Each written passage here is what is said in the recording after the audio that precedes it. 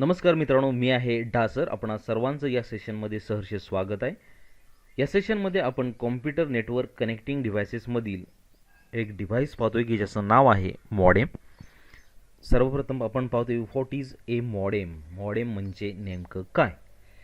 A modem is a hardware device which converts the data in a such way that it is can be transmitted and received from computer to computer over telephone line which is shown in the figure.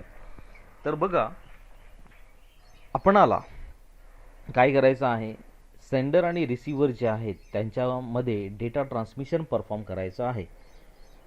मग हे दोन जे computer आहेत, हे दोन computer interconnect होणार आहेत. कोणाच्या सहाय्याने? टेलिफोन लाईनच्या सहाय्याने.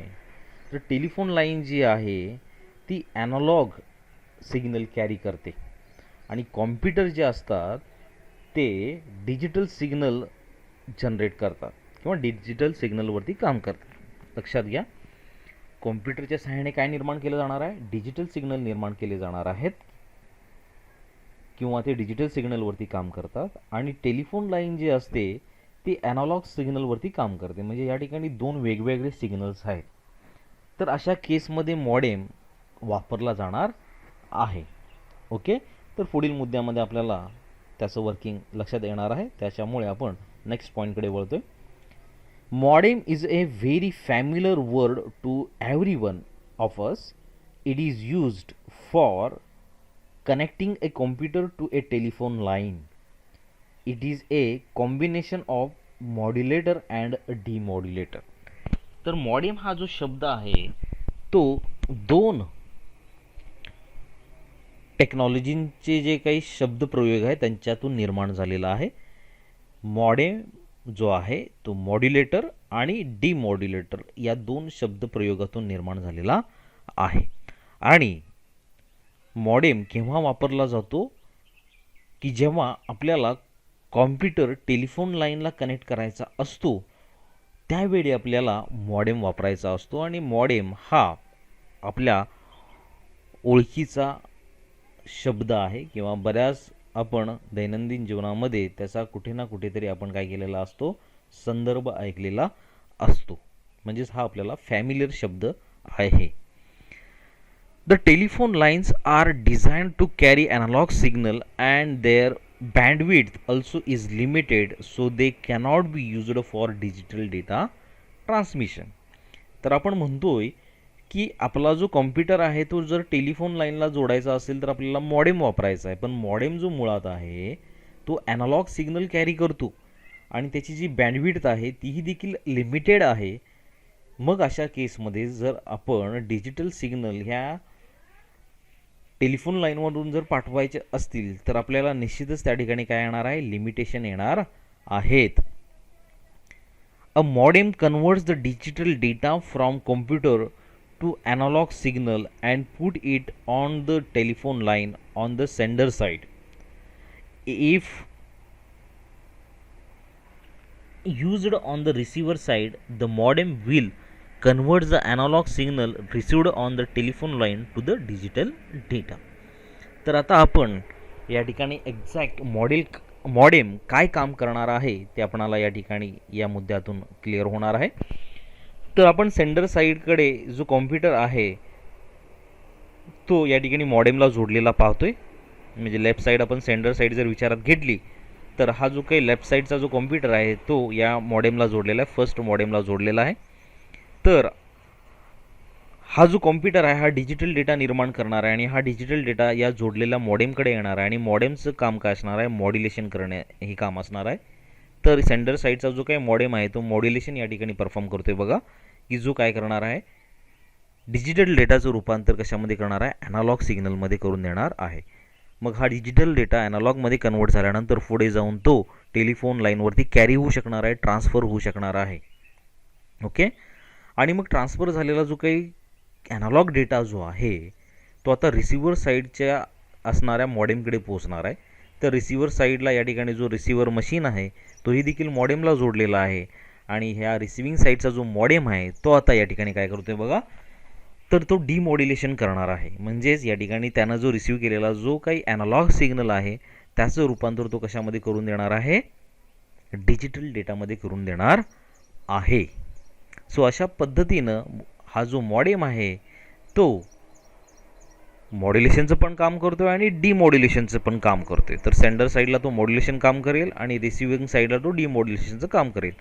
तर हा एका केसमध्ये सेंडर होतोय आणि हा रिसिव्हर होतोय, तर दुसऱ्या केसमध्ये हा रिसिव्हर असेल आणि हा सेंडर असेल. तर अशा केसमध्ये ह्या मॉडेमकडे मॉड्युलेशनचं काम होणार आहे आणि या मॉडेमकडे डिमॉड्युलेशनचं काम होणार आहे. तर रोल हा डिमांडनुसार चेंज होत राहणार आहे. त्यामुळं हा जो काही मॉडेम आहे तो ॲट अ टाईम किंवा दोन्ही कामं तो करू शकणार आहे, मॉड्युलेशनचं आणि डिमॉड्युलेशनचं काम करू शकणार आहे. सो अशा पद्धतीनं मॉडेम हा काम करतो हे आपल्याला या मुद्द्यामधून लक्षात आलेलं आहे. It is a bidirectional device which converts the analog signal to a telephone lines into a digital data when it is used for the data reception. Modem is a combination of two words, modulator and demodulator. तर हे आपण पाहिलेलंच आहे. त्याचबरोबर तो बायडिरेक्शनल device आहे, म्हणजेच तो दोन्हीही कामं करू शकणार आहे, मॉड्युलेशनचं आणि डिमॉड्युलेशनचं देखील. रोल ऑफ मॉडेम पाहतोय आपण. The term modem is derived from the word modulator and demodulator. A modem contains a modular as well as a demodulator. तर हे दोन्ही जे काही टेक्निक्स आहेत, मॉड्युलेशन आणि डिमॉड्युलेशन, ह्या दोन्ही टेक्निक्स आपल्याला ह्या मॉडेममध्ये कन्सिस्ट असलेल्या पाहायला मिळत आहेत. म्हणून या दोन शब्द जे आहेत, मॉड्युलेटर आणि डिमॉड्युलेटर, यांच्या सहाय्याने मॉडेम हा शब्द तयार झालेला आहे. A normal digital signal cannot be put directly on the telephone line. तर आपण जाणतोच की टेलिफोन लाईन ह्या ॲनालॉग सिग्नल फक्त कॅरी करू शकतात. त्यामुळे डायरेक्टली आपल्याला कॉम्प्युटर जो आहे तो टेलिफोन लाईनला जोडताच येऊ शकत नाही मुळी, कारण की डिजिटल सिग्नल हा डायरेक्टली या टेलिफोन लाईनवरती ट्रान्सफर करता येऊ शकत नाही. This is due to the fact that the bandwidth of the telephone line is not sufficient to transfer the digital data without distortion. तर फिजिकल प्रॉपर्टी टेलिफोन लाईनची वेगळी आहे आणि बँडविड्थची जी काही लिमिटेशन आहे त्यानुसार आपणाला डायरेक्टली डिजिटल डेटा या टेलिफोन लाईनवरती ड्रॉप करता येत नाही किंवा फॉरवर्ड करता येत नाही. Therefore digital data is first converted to the signal which is compatible to the telephone line. म्हणजे आता काय गरजेचं आहे, आपल्याला डिजिटल डेटा आपल्याला ॲनालॉग मध्ये कन्व्हर्ट करणं गरजेचं आहे, कारण की आपणाला टेलिफोन लाईनवरती पुढे जाऊन काय करायचं आहे, डेटा ट्रान्सफर करायचा आहे. म्हणजेच आपल्याला डिजिटल डेटाचं रूपांतर ॲनालॉग डेटामध्ये करणं गरजेचं आहे. दिस conversion is done by the special combination box called the modem. It is the box that makes the digital data signal compatible with any non-digital system and medium besides the phone system. पुन्हा तोच आपल्याला मुद्दा या ठिकाणी पाहायला मिळतोय. Modem जो असणार आहे तो डिजिटल डेटा या टेलिफोन लाईनला कॅपेबल असण्यासारख्या ॲनालॉग डेटामध्ये कन्व्हर्ट करून देणार आहे. An example is a modem which makes the data bits compatible with the microwave radio system.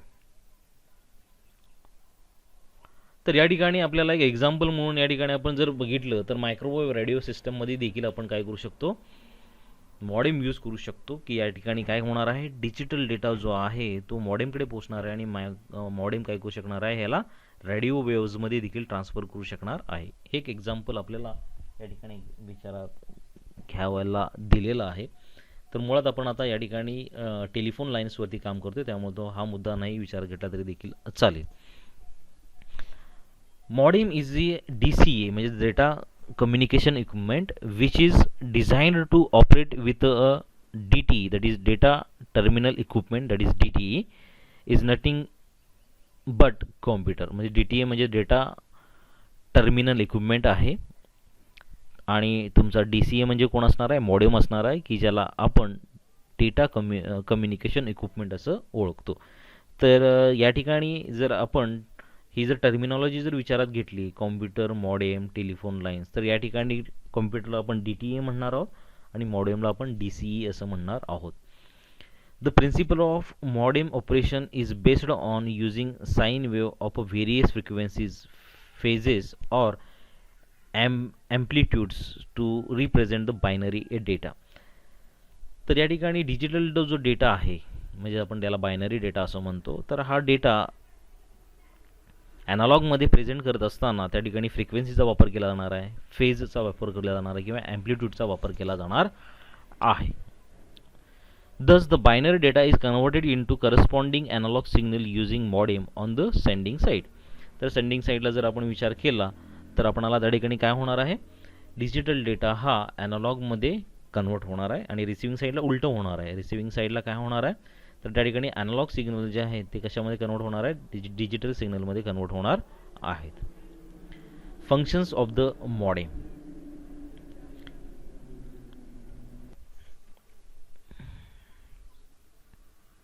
Functions to be performed at transmitting end. Take the data from RS-232 interface. तर या ठिकाणी हा जो computer आहे आणि हा जो मॉडेम आहे या दोघांच्या इंटरकनेक्शनसाठी काय केलं जाणार आहे, RS-232 नावाची केबल यूज केली जाणार आहे. तर फंक्शनमध्ये आपल्याला या ठिकाणी मुद्दा नोंद झालेला आहे की आपणाला कॉम्प्युटर हा मॉडेमला कनेक्ट करण्यासाठी आपल्याला RS-232 नावाची केबल वापरावी लागणार आहे. त्याच्यानंतर कॉम्प्युटरमधून जो काही जनरेट झालेला बायनरी डेटा असणार आहे की जो 0 आणि 1च्या फॉर्मॅटमध्ये असणार आहे, त्याचं रूपांतर आपल्याला कशामध्ये करावं लागणार आहे, ॲनालॉग सिग्नलमध्ये करावं लागणार आहे. म्हणजे सेंडिंग साईडला काय होत जाणार आहे, या 0 आणि 1चं रूपांतर ॲनालॉग सिग्नलमध्ये केलं जाणार आहे की ज्याला आपण मॉड्युलेशन प्रक्रिया असं म्हणतो. Perform the line control and signalling to the other end of the phone line. तर मॉडेम काय करतो, आपल्याकडे आलेला डेटा जो आहे तो आता पुढे जाऊन टेलिफोन लाईनवरती जर पाठवायचा असेल तर टेलिफोन लाईन फ्री असायला पाहिजे. तर त्या टेलिफोन लाईनचा जो काही चेकअप आहे, कंट्रोल आहे, तो कंट्रोल सिग्नलच्या सहाय्याने पडताळणी करून घेण्याचं काम सर्वप्रथम कोण करून घेणार आहे, मॉडेम करून घेणार आहे.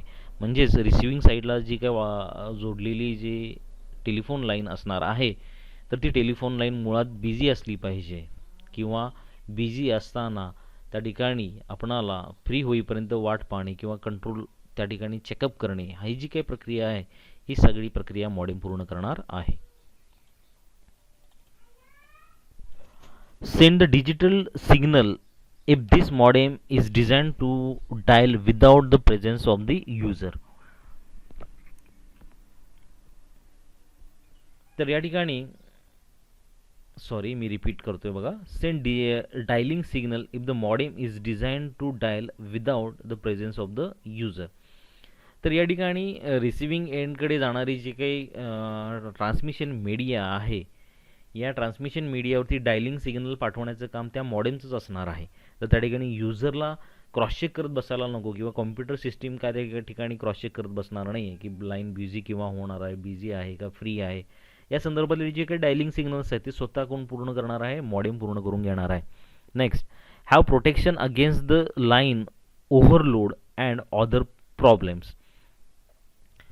तर लाईन बिझी असताना, लाईनवरती मोठ्या प्रमाणात डेटा ट्रान्समिट होत असताना सेंडरकडून आलेला जो डेटा आहे तर त्याला प्रोटेक्शन देणे किंवा तत्सम जे काही प्रॉब्लेम्स सेंडिंग साईडला जे काही निर्माण होणार आहेत की ड्युरिंग ट्रान्समिशन जे निर्माण होणार आहेत तर त्याला प्रोटेक्शन किंवा त्याच्यावरती जे काही प्रॉब्लेम सॉल्विंग जे असणार आहे ते कोण पूर्ण करणार आहे, सेंडिंग साईडकडे असणारा मॉडेम पूर्ण करणार आहे. सो मॉडेम सेंडिंग साईडचा जो आहे तो काय करतोय आपण पुन्हा रिपीट करून घेऊया.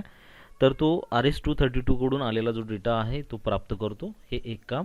दुसरं काम, जो प्राप्त केलेला डेटा जो बायनरी असणार आहे 0 आणि 1चा, तर त्याचं रूपांतर ॲनालॉग सिग्नलमध्ये करून ठेवणे. त्याच्यानंतर तिसरं जे काम असणार आहे की जो तो डायल सिग्नल यूज करणार आहे, लाईन बिझी आहे का फ्री आहे चेक करण्यासाठी, हे मॉडेमच स्वतः करणार आहे.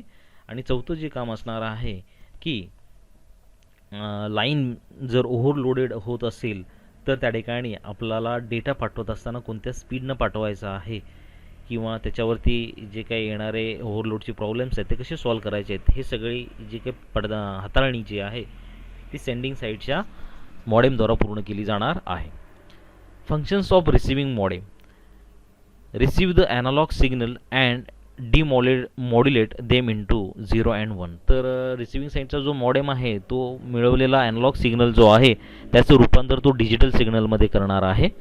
Put the demodulated signal onto the RS-232 format and connect to RS-232 interface. तो सिम्पल आहे.